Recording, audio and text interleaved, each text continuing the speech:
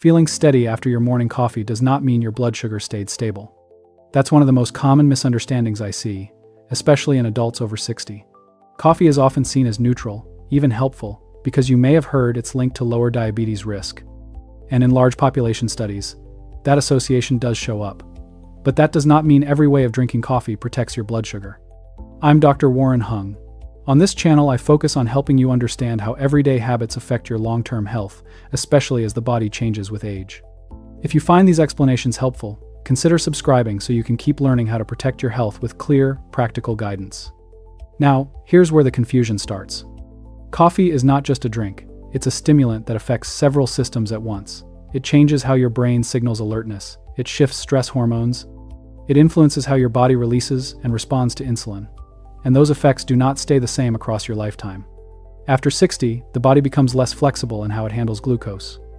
Insulin sensitivity often declines, meaning your cells do not respond as efficiently when sugar enters the bloodstream. At the same time, the hormonal response to stimulants like caffeine can become more pronounced or less predictable. So when you drink coffee, especially under certain conditions, your body may respond in a way that quietly raises blood sugar even if you feel completely fine. This is where false reassurance becomes a problem. You might think, I drink my coffee black, I don't add sugar, so I'm doing it right. Or, I've been drinking coffee for years, and nothing has happened. But blood sugar changes do not always create symptoms you can feel. They can happen quietly, especially in the morning, especially when the body is already dealing with natural hormonal shifts. One of those shifts is something called the dawn response. In simple terms, early in the morning, your body releases hormones that gently raise blood sugar to help you wake up. This is normal. But when you add caffeine on top of that, you can amplify that effect. Caffeine stimulates hormones like cortisol and adrenaline. These are often called stress hormones, but they are not always harmful. They help you stay alert. The issue is that they also signal the liver to release more glucose into the bloodstream. In a younger or more metabolically flexible body, that rise may be handled quickly. Insulin responds, glucose moves into cells, and levels return to baseline. But after 60, that system can be slower or less efficient. The result is a higher and longer-lasting rise in blood sugar. And again, you may not feel it. No dizziness. No obvious symptoms. Just a quiet pattern that, over time, contributes to vascular stress, insulin resistance, and increased risk of diabetes or its complications. Another layer to this is timing. Many people drink coffee first thing in the morning, before eating anything. It feels natural. It feels routine. But in that moment, your body is already in a state where blood sugar is more likely to rise. Adding caffeine without food can push that response even further. So what looks like a simple, harmless habit can actually become a repeated daily trigger. And this matters more with age because the margin for error becomes smaller. The same behavior that felt neutral at 40 can carry more consequence at 65, not because the habit changed, but because the body did. There is also the issue of medications. If you are taking medications for blood pressure, blood sugar, or even cholesterol, the timing of coffee can subtly interfere with how those medications work or how your body responds around them. This is not always obvious, but it can contribute to less stable control over time. What makes this topic important is not that coffee is bad, it's that the way it is used can either support stable blood sugar or quietly work against it. That difference comes down to small details most people are never taught. And once you see those details clearly, the goal is not to remove coffee from your life. It is to use it in a way that works with your body instead of against it. But to understand how to do that, you first need to see what coffee is actually doing inside your body and why that effect becomes more important after 60. Coffee feels simple, but inside the body, it sets off a chain of signals that directly affect blood sugar. The main driver is caffeine. After you drink coffee, caffeine is absorbed into the bloodstream and reaches the brain. That part most people know. What is less obvious is what happens next. Caffeine tells the body to become more alert by activating the stress response system. This leads to a rise in hormones like cortisol and adrenaline. In plain terms, those hormones prepare the body for action. One of the ways they do that is by increasing the amount of glucose in the bloodstream. The liver releases stored glucose, so your muscles and brain have quick access to energy. That response is not inherently harmful. It is part of normal physiology. The issue is how your body handles that extra glucose. Insulin is the hormone responsible for moving glucose out of the bloodstream and into cells.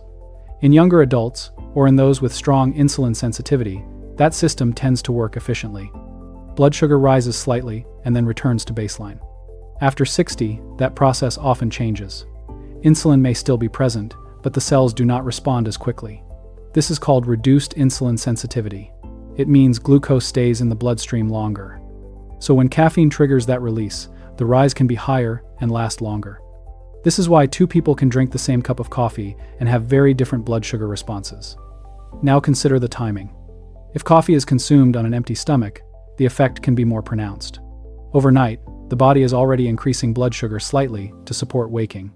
When caffeine is added before food, there is no incoming nutrient signal to balance that response, so the glucose rise driven by hormones can become the dominant effect. On the other hand, when coffee is consumed after a meal, the body is already producing insulin in response to food. That can help buffer the glucose increase triggered by caffeine.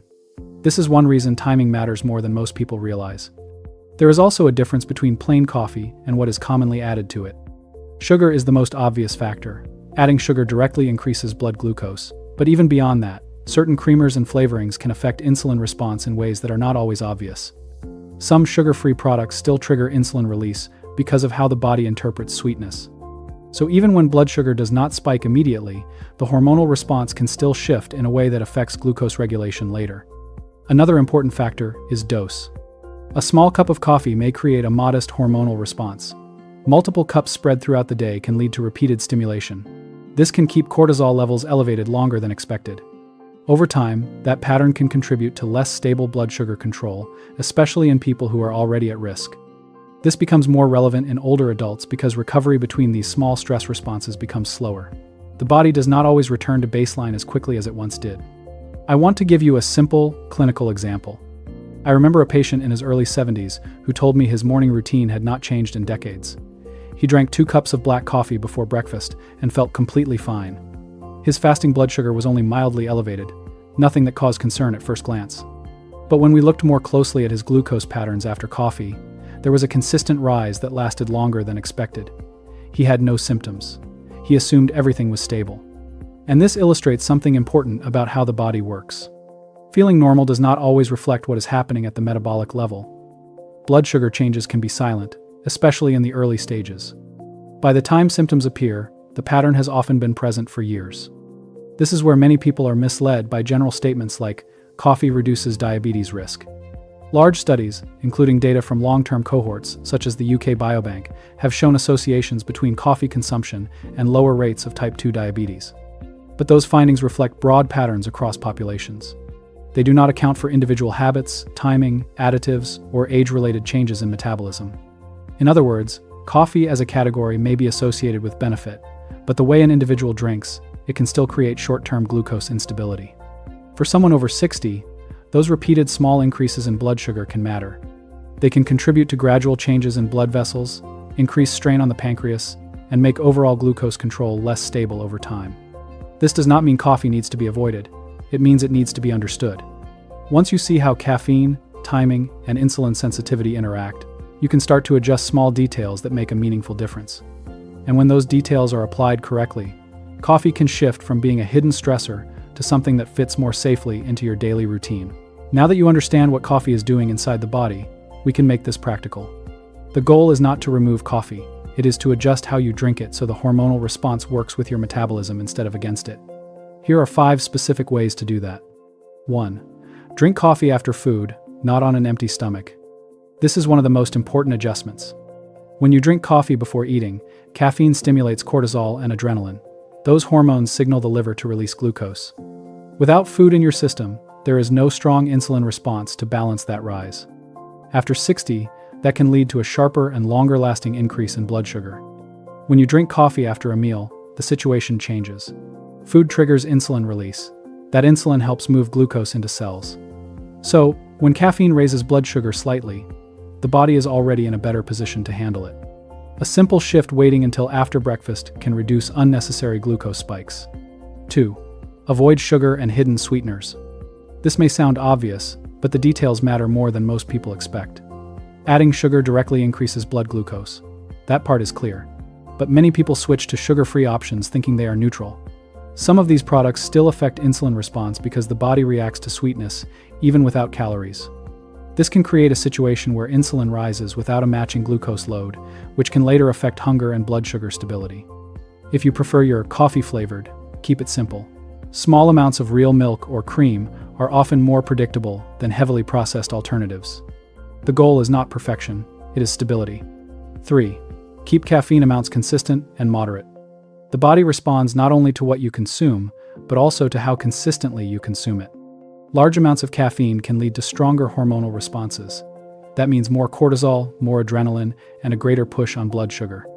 For many older adults, 2 moderate cups of coffee per day is a reasonable upper range, though individual tolerance varies. What matters just as much is consistency. Large swings in intake very little one day, much more the next can create unpredictable responses. Keeping your intake steady allows your body to adapt and respond more smoothly. 4. Pair coffee with protein or fat, not just carbohydrates. If your coffee is part of a meal, the composition of that meal matters. Meals that are mostly refined carbohydrates such as toast, pastries, or sweet cereals can already raise blood sugar quickly. Adding coffee on top of that can amplify the effect. Including protein or healthy fats slows digestion. This leads to a more gradual release of glucose into the bloodstream. It also supports a more stable insulin response. For example, eggs, yogurt, nuts, or seeds alongside your coffee can make a meaningful difference in how your body handles the overall glucose load. This is not about strict dieting, it is about shaping the body's response in a more stable direction. 5. Be mindful of timing around medications and sleep.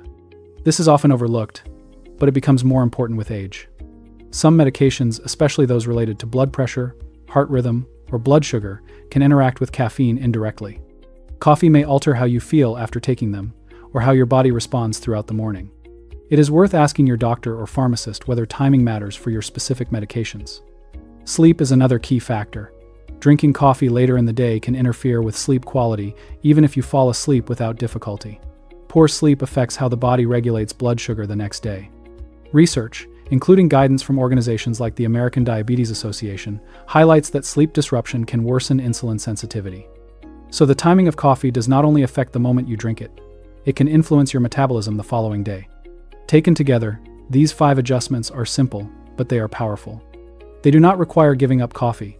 They require understanding how your body responds now, not how it responded 20 years ago. And once these habits are in place, the next step is to look at the common mistakes that still catch people off guard, even when they believe they are doing everything right. Even when people follow general advice, there are a few patterns that continue to raise blood sugar quietly. These are not obvious mistakes. In many cases, they look like healthy choices. That is why they are easy to miss. One of the most common is relying on sugar-free creamers. These products are often marketed as safe alternatives, but many contain sweeteners and additives that still trigger an insulin response. The body senses sweetness and prepares to manage incoming glucose, even when there is little or none. Over time, this mismatch can affect how stable your blood sugar remains, especially when repeated daily. For someone over 60, where insulin sensitivity may already be reduced, this can contribute to more variability than expected. Another pattern is late-day coffee. It may seem harmless to have a cup in the afternoon or early evening, especially if it does not interfere with falling asleep, but sleep quality is not only about how quickly you fall asleep. It is about how deeply and consistently you stay asleep. Caffeine can reduce the depth of sleep and increase nighttime awakenings, even if you do not fully remember them. This matters because sleep plays a direct role in how your body regulates blood sugar the next day. When sleep is disrupted, insulin becomes less effective. This has been shown in multiple controlled studies, including sleep restriction research supported by institutions like the National Institutes of Health. Even short-term sleep disruption can lead to measurable changes in glucose control. So, a cup of coffee late in the day can carry into the next morning's blood sugar response. A third mistake is underestimating total intake. Many people do not think of themselves as heavy coffee drinkers, but small cups add up. 1 cup in the morning, another mid-morning, 1 after lunch, each may feel modest on its own. But from a physiological perspective, each dose of caffeine triggers a response. Repeated stimulation keeps stress hormones slightly elevated throughout the day. Instead of one brief rise, the body experiences a prolonged period of hormonal activity. After 60, recovery between these small stress responses is slower. The body does not return to baseline as quickly. Over time, that pattern can contribute to less stable blood sugar and increased strain on the system. There is also the issue of compensation.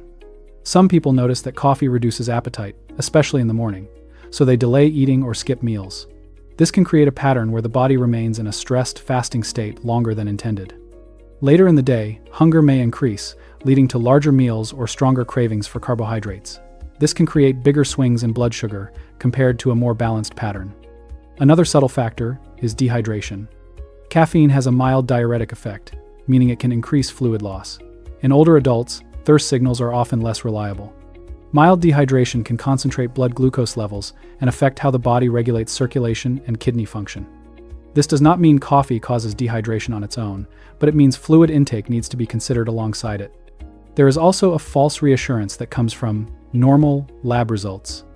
You might have a fasting glucose level that falls within the standard range. That can feel reassuring. But fasting glucose does not always capture what happens after coffee or during the day. Post-meal glucose patterns and even short-term spikes can still contribute to long-term vascular stress. Over time, that affects the lining of blood vessels, which plays a role in heart disease and stroke risk. This is why looking only at one number can miss the larger pattern. For older adults, these patterns matter more because the body has less reserve. Small, repeated stresses accumulate. What once had little effect can now contribute to meaningful change. The important point is not that coffee is dangerous. It is that these small, often unnoticed habits can shift its effect from neutral to disruptive. And because the changes are gradual, they rarely trigger immediate concern. That is why awareness becomes the most useful tool. And once you can see these patterns clearly, it becomes much easier to shape a daily routine that keeps your blood sugar stable without removing the habits you enjoy. By now, the goal should feel clear. Coffee itself is not the problem. The pattern around it is what determines whether it supports your metabolism or quietly works against it. So instead of thinking in isolated tips, it helps to put everything into a simple daily structure you can actually follow. Start with the morning. When you wake up, your body is already increasing blood sugar slightly as part of its natural rhythm. Instead of reaching for coffee immediately, give your body a small amount of food first. This does not need to be a large meal. Even something simple that includes protein such as eggs, yogurt, or a handful of nuts can create a more balanced starting point. Then have your coffee. This small shift allows insulin to be present before caffeine raises glucose. It changes the entire response from a sharper spike to a more controlled rise. Next, keep your coffee simple. Avoid adding sugar or relying on heavily processed creamers. If you prefer a softer taste, small amounts of milk or cream are usually more predictable. The goal is to avoid unnecessary swings, not to remove enjoyment. Then consider your total intake.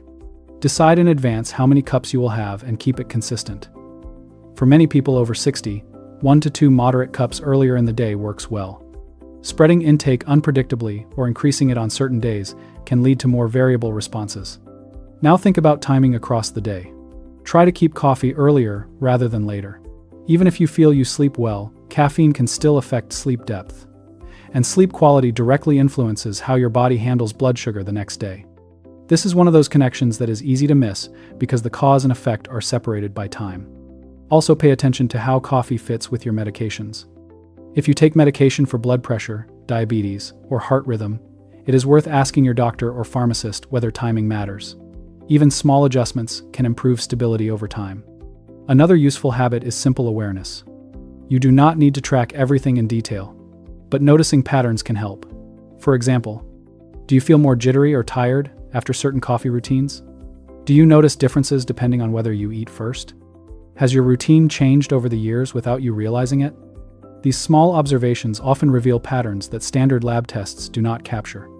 Organizations like the American Diabetes Association emphasize that daily habits, meal timing, sleep, and stimulant use play a meaningful role in glucose control, not just medication or diet alone. This is where control comes back to you. You are not trying to eliminate risk completely. You are reducing unnecessary strain on the system, day after day. Over time, that matters. It affects how stable your blood sugar remains. It influences how your blood vessels are exposed to glucose.